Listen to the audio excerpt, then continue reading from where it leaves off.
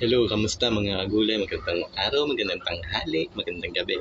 So, bago natin simulan yung paliwanag ko, na maikli lang ito, subscribe and please pinutin nyo yung notification bell para updated kayo sa bagong video na ilalabas ko about sa pag-aalaman. So mga kagulay, maraming nagtaka bakit daw parang may gender ata yung mga papaya.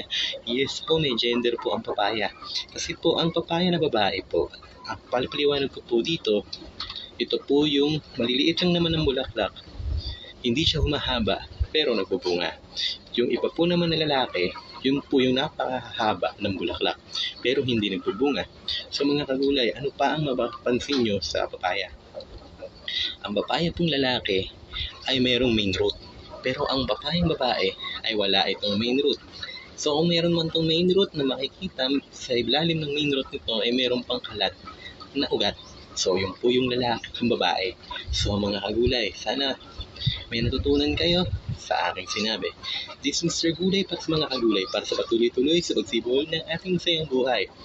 Please subscribe and pindutin yung notification bell para updated kayo sa bago kong ilalabas na video.